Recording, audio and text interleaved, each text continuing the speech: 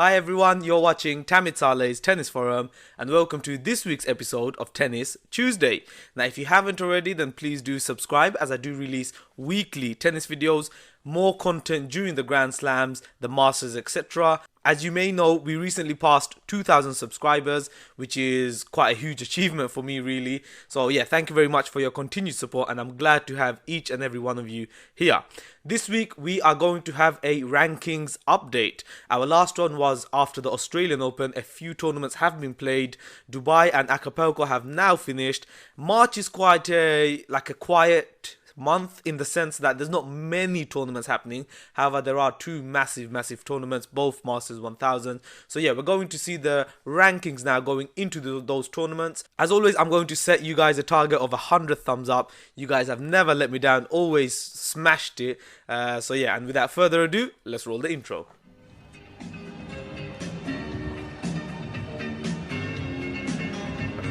So let's look at the live ATP rankings. The top two have remained the same, both winning ATP 500 titles this past week.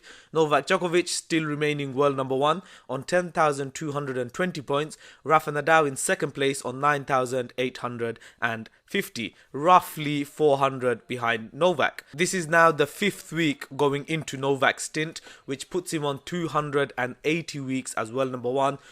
Really closing in on Pete Sampras, who's on 285 weeks. Of course, we know Roger's on 310, but he needs to pass Sampras first. And I'm sure that all of you guys agree that it's really a question of when rather than if. He's definitely going to pass Sampras. I mean, I'd be very shocked if he doesn't. And then, of course, he can focus on trying to catch Roger Federer up. This next month will be, for me, very good for Novak. He's not defending many points at all in Miami and Indian Wells. Rafa is defending more, and the way Novak is going, I mean, like, look, he is already on 18 consecutive victories for 2020. So he's played 18, he's won 18, and if you go back to last year as well, where he won those three Davis Cup ties, he is on a 21 match win streak. This is the 7th time in Novak's career he's gone past 20 plus win streaks. So that's another sign of, consistent periods of dominance here and there. As you may know, his highest is at 43 consecutive wins, which happened in the 2011 season, where he actually started the season with 41 consecutive wins, with his first defeat of 2011 coming at the French Open in the semi-final against Roger. I'm sure we can all remember that finger wagging of Roger in that tournament. So yeah, let's see how far he can go with this current year. And I want to ask you guys a question. Could this be a game-changing year for Novak? Looking at the way he's playing, he's already played Rafa, he's played Roger, he's played Tsitsipas, Medvedev, Dominic Thiem, and he's already secured victories against every single one of them. He's played Gael Monfils a couple of times, another top 10 player. So, I mean, look, Tsitsipas, Monfils, that's 2, Thiem, Federer, 4, Rafa, Medvedev, Monfils again. So that's 7 top 10 wins already this season. So he is looking like a man on form.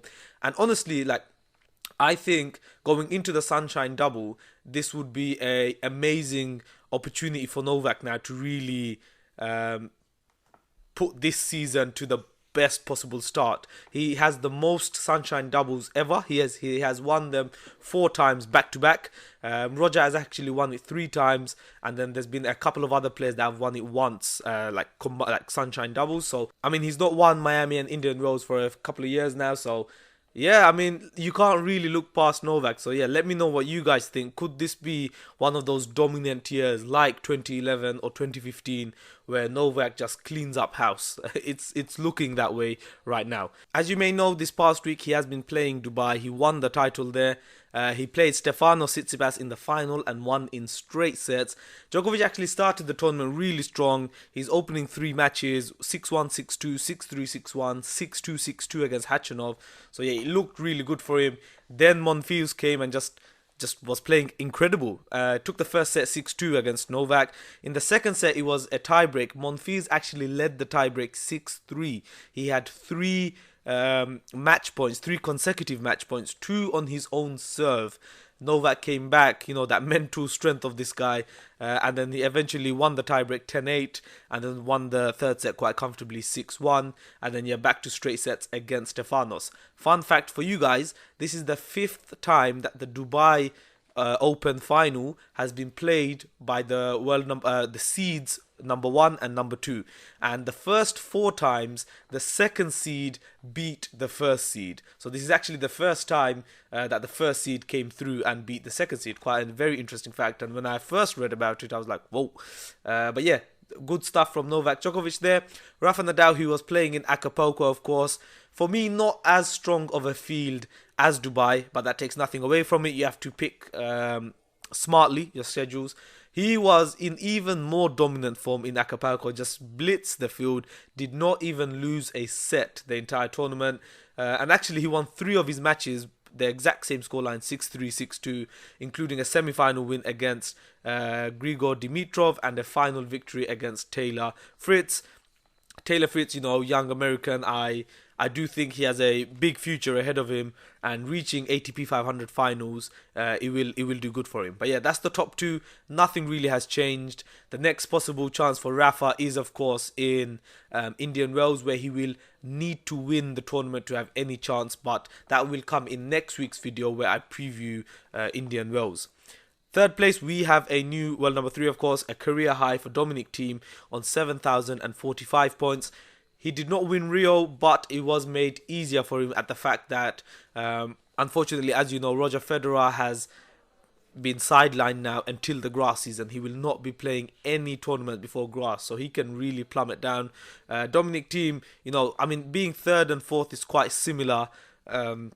But yeah, career high, congrats to him, and let's see how he pushes on now, if he can maybe start challenging Rafa and Novak at the top. Roger Federer in 4th place on 6,630. Of course, he's going to lose about another 3,000 points, so he's really going to plummet over the coming months. We all wish him a speedy recovery. 5th, 6th is Medvedev and Tsitsipas, 2 of the most intriguing players. When you think of future world number 1s, future Grand Slam winners, you're thinking of Daniil Medvedev and Tsitsipas. Djokovic himself has come out and said that he does see traits in Tsitsipas to be a future world number 1. Medvedev has been on a bit of a slump lately, so it'll be interesting to see how he performs in the Sunshine Double. After the second half of the season he had last year, he actually had a chance for world number 1. However, he does not seem to be making up the most of it. And if he carries on like this, come the second half of this season, he could plummet down the rankings as well, as he is defending an awful lot of points. But yeah, he's on 5890 with Tsitsipas on 4,745. Sasha Zverev and Matteo Berrettini finish off or round up the top 8. Now, one thing I'd like to ask you guys is, if you look at the rankings, Berrettini and Gael Monfils in 9th place, they actually have the exact same number of ranking points. So Berrettini has 2,860, likewise Monfils 2,860. I wanted to ask you guys, why is it that Berrettini is ahead of Monfils? I highly doubt it's because of alphabetical order. If you look at the ATP website, it does say that Berrettini has played 21 tournaments in the past 365 days, I'm assuming, and Monfils had played 22 tournaments. So is that a reason why Berrettini is ahead? Simply because he's played one less tournament? But if anyone actually knows the real reason for that, please do leave a comment below and let me know why Berrettini is ahead of Monfils in the ranking, even though they're on exactly the same points. But yeah, that's the top 8. We look at some of the other big movers this week. Taylor Fritz, of course, reaching the final in Acapulco. He's moved up 11 places. He is now world number 24. Dimitrov moved up 3. He's back in the top 20 now, world number 19. Khachanov back in the top 16 as well. Looking a bit further down, Dan Evans has now climbed up 9 spaces to world number 28 into the seeding rankings for Slam, so that can only help him. Kyrgios, one of the biggest losers, 16 places dropped. Of course, he was defending the Acapulco victory from last season, so understandable. He is now world number 39. But yeah, that's the rankings update for you guys. Please do let me know what you think. Looking at the Djokovic situation, he does look pretty good. I mean, other than that match against Monfils, he was sublime pretty much in Dubai. an amazing start to the season yet again. And yeah, it's looking like it could be another one of those dominant Djokovic years. He has come and said, I mean, as a joke, he said he wants to go the season undefeated. Yeah, you know, like that's just a joke, but I'm sure he'd want that. It's not going to happen though. But yeah, an incredible start. So yeah, let me know what you think. Is this the stint now for him to overtake Rogers 310 weeks at world number one? I hope you guys are enjoying these little ranking update videos. Next week, of course, we are going to be focusing on Indian Wells. We'll get the predictions up as soon as the draw comes out. You guys will be the first ones to know, hopefully. And yeah, back to the Masters 1000. I am very, very excited. It's the first one of the season, and let's see who's on top form. And yeah, it's very exciting times. As always, please do share your thoughts below. I love hearing what you guys have to say. And if you haven't already, subscribe for future videos like this. Once again, the target for you guys is 100 thumbs up, and I'll wrap you up there. Thank you very much for watching this video, and have a good day.